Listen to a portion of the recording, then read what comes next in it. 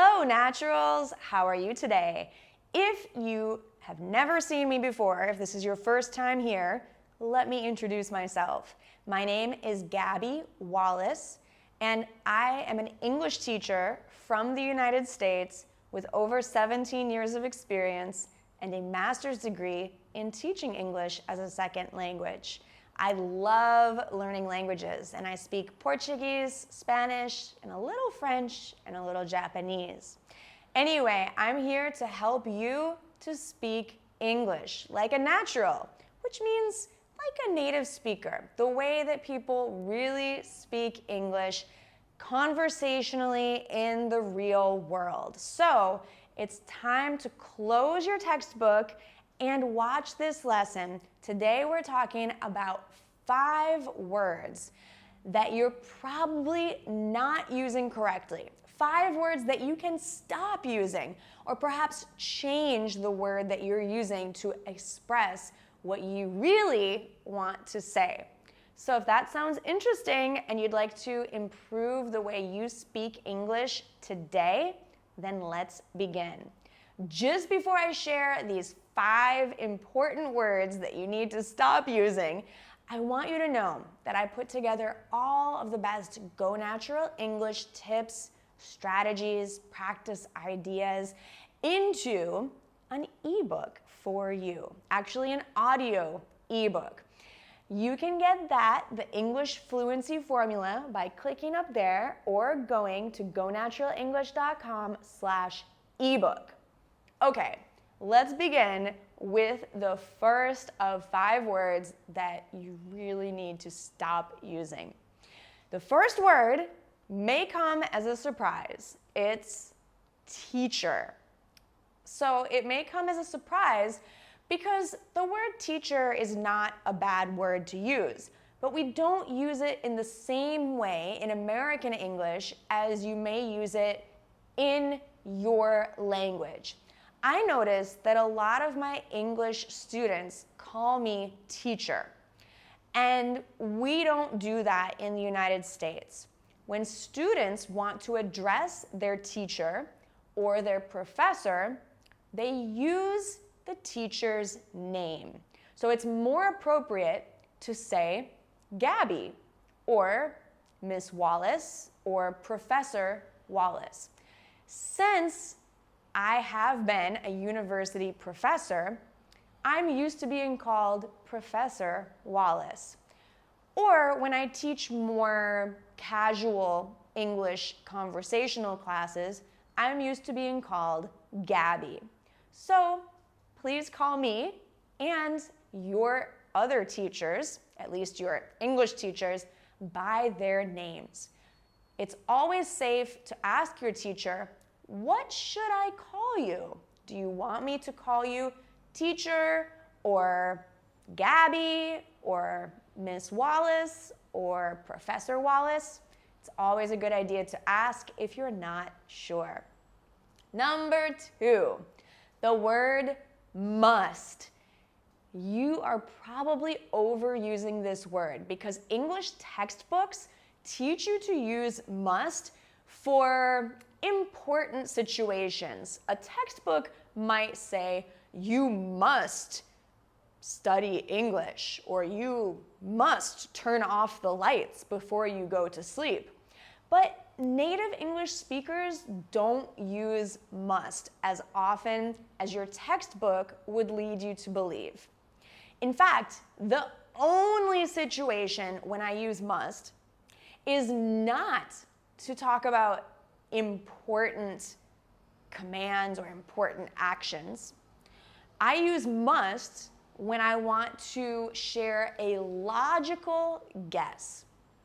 For example, I see people out in the street are wearing coats. It must be cold outside. So I'm making a logical guess, and that is how native English speakers use the modal verb must most often. When we want to say something is very important, like I'm making an important suggestion, then we use should. And I know what your textbook says. that should is less strong, it's weaker than must. And must is when you want to really show something is very important. But the reality is, trust me on this one, that native speakers do not use the modal verb must like they used to. And even less common is mustn't in the negative. This is very, very old, archaic English that is not used anymore. Sure, there's always going to be someone who comments and says, but I use must, I hear mustn't used all the time. That's fine.